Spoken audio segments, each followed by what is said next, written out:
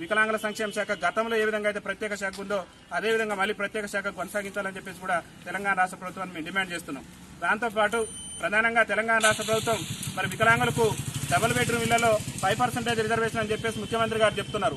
ఒక్కసారి ముఖ్యమంత్రి గారు ఆలోచన చేయవలసినటువంటి బాధ్యత తెలంగాణ రాష్ట్ర ప్రభుత్వం మీద, గౌరవ ముఖ్యమంత్రి వర్యుల మీద ఉన్నది. ఎందుకంటే 5% రిజర్వేషన్ ఇస్తే గ్రామాలలో మా వికలాంగుల సోదరులు ఇలా ఏ విలేజ్ తీసుకున్నా 100 మంది వికలాంగులు ఉన్నటువంటి పరిస్థితి ఉన్నది. అక్కడ 5% రిజర్వేషన్ ప్రాతిపదికన డబుల్ బెడ్రూమ్ ఇల్లు కనుక కేటాయిస్తే అక్కడ ఉన్నటువంటి 5 వికలాంగులు మాత్రమే లబ్ధి చేకూర్చేటటువంటి అవకాశం ఉంటుంది. మరి మిగతా 95 మంది వికలాంగుల పరిస్థితి ఏంటని చెప్పేసి రాష్ట్ర ప్రభుత్వాన్ని మేము ప్రశ్నిస్తున్నాం. అందుకనే తెలంగాణ రాష్ట్ర ప్రభుత్వానికి భారత వికలాంగుల హక్కుల పరిరక్షణ సమితి తెలంగాణ రాష్ట్ర కమిటీ పక్షాన మేము ప్రధానంగా డిమాండ్ చేసేది ఏంటంటే మాకు ఈ రిజర్వేషన్ డబుల్ బెడ్రూమ్ ఇళ్లలో రిజర్వేషన్ అంశాన్ని తీసుకురాకుండా ఆసరా పింఛన్ వచ్చేటటువంటి ప్రతి ఒక్క వికలాంగులు కూడా 100% ఇల్లు కట్టించవలసినటువంటి బాధ్యత ఈ తెలంగాణ రాష్ట్ర ప్రభుత్వం మీద ఉందని చెప్పేసి కూడా మేము సందర్భంగా తెలంగాణ రాష్ట్ర ప్రభుత్వాన్ని డిమాండ్ చేస్తున్నాం. దాంతోపాటు ఇవాళ మా ఓట్లతో గద్దెనెక్కినటువంటి తెలంగాణ శాసనసభలో 119 మంది ఎమ్మెల్యేలు ఉంటే కనీసం మొన్న జరిగినటువంటి వర్షాకాల సమావేశాల్లో ఇంత పెద్ద కరోనా విపత్కర పరిస్థితి వచ్చి సమాజం చేత, కుటుంబం చేత ఎన్నో అవమానాలు ఎదుర్కొంటూ దుర్భర జీవితాలు గడుపుతున్నటువంటి మా వికలాంగుల సమస్యలే కనీసం 0 అవర్లో కూడా చర్చకు తీసుకురాకపోవడం అనేటటువంటిది ఒక దురదృష్టకరమైనటువంటి అంశం అని చెప్పేసి కూడా ఈ సందర్భంగా మేము తెలియజేస్తూ తెలంగాణ రాష్ట్ర ప్రభుత్వాన్ని మేము ప్రధానంగా డిమాండ్ చేసేది ఒకటే, ఇవాళ చట్టసభలలో మా ఓట్లతో గద్దెనెక్కినటువంటి సకలంగా ప్రజాప్రతినిధులు మా అంశమే ఇవాళ చర్చకు తీసుకురాలేదు. కాబట్టి విద్యా ఉద్యోగ రంగాలలో ఏ విధంగా అయితే వికలాంగుల సమాజానికి రిజర్వేషన్ ఉందో అదే కోణంలో చట్టసభలలో కూడా రిజర్వేషన్ కల్పించాలని చెప్పేసి కూడా తెలంగాణ రాష్ట్ర ప్రభుత్వాన్ని మేము డిమాండ్ చేస్తున్నాం. ఆ కోణంలోనే ముఖ్యమంత్రి గారికి కూడా ఒక మంచి అవకాశం, తెలంగాణ రాష్ట్రంలో 30 లక్షల మంది వికలాంగులు వాళ్ళ దుర్భర జీవితాలు గడుపుతున్నారు. ఆ వికలాంగుల సమాజం నుంచి ప్రజాప్రతినిధులు లేకపోవడం వల్లనే వాళ్ళ అంశం, వాళ్ళ సమస్యలు చర్చకు రాకుండా పోతున్నాయి. కాబట్టి ఇవాళ ముఖ్యమంత్రి గారి దగ్గర ఒక మంచి అవకాశం ఉన్నది.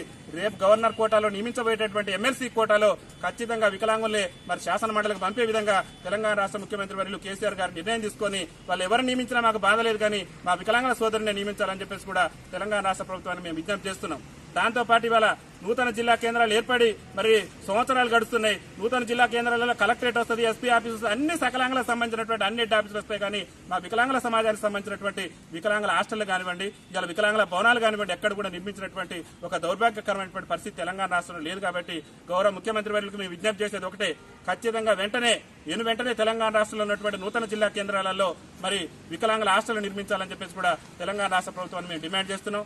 దాంతోపాటు మరి తెలంగాణ రాష్ట్రం ఏర్పడిన కానించి విద్యా ఉద్యోగ రంగాలలో మాకు ఉద్యోగ అవకాశాలు వస్తాయని చెప్పేసి తెలంగాణ ఉద్యమం జరుగుతున్నప్పుడు కూడా వికలాంగుల సమాజం తెలంగాణ ఉద్యమానికి అండగా నిలబడ్డ విషయాన్ని కూడా ఈ సందర్భంగా మేము గుర్తు చేస్తున్నాం. మరి ఉద్యోగ నియామకాలు వస్తాయి, మా వికలాంగుల జీవితాల్లో ఒక నూతన వెలుగులు వస్తాయని చెప్పేసి మేము తెలంగాణ రాష్ట్ర ఉద్యమంలో మేము కూడా ఎంతో పార్టిసిపేట్ చేసి ఉద్యమంలో మా ప్రాణాలను కూడా ప్రణంగా పెట్టినటువంటి సందర్భంలో ఇవాళ తెలంగాణ రాష్ట్రం ఏర్పడింది. కానీ విద్యా ఉద్యోగ రంగాలలో మా రిజర్వేషన్ కాదు, అసలు ఇంతవరకు కూడా వికలాంగుల బ్యాక్లాగ్ ఉద్యోగాల నోటిఫికేషన్ సంబంధించి ప్రభుత్వం తీసుకున్నటువంటి నిర్ణయాలు శూన్యం. కాబట్టి వెంటనే తెలంగాణ రాష్ట్రంలో ఖాళీగా ఉన్నటువంటి వికలాంగుల బ్యాక్లాగ్ పోస్టులు భర్తీ చేయాలని చెప్పేసి కూడా తెలంగాణ రాష్ట్ర ప్రభుత్వాన్ని మేము డిమాండ్ చేస్తూ వికలాంగుల ప్రధాన పెండింగ్ సమస్యల మీద తక్షణమే ముఖ్యమంత్రి గారు మరి అన్ని రాజకీయ పార్టీలతో అఖిలపక్ష సమావేశం ఏర్పాటు చేసి ప్రత్యేక మంత్రివర్గ సమావేశాన్ని కూడా ఏర్పాటు చేసి వికలాంగుల సమస్యల పరిష్కారానికి తెలంగాణ రాష్ట్ర ప్రభుత్వం కృషి చేయాలని చెప్పేసి కూడా భారత వికలాంగుల హక్కుల పరిరక్షణ సమితి తెలంగాణ రాష్ట్ర కమిటీ పక్షాన మేము డిమాండ్ చేస్తున్నాం. వికలాంగుల ఐక్యత, వికలాంగుల ఐక్యత.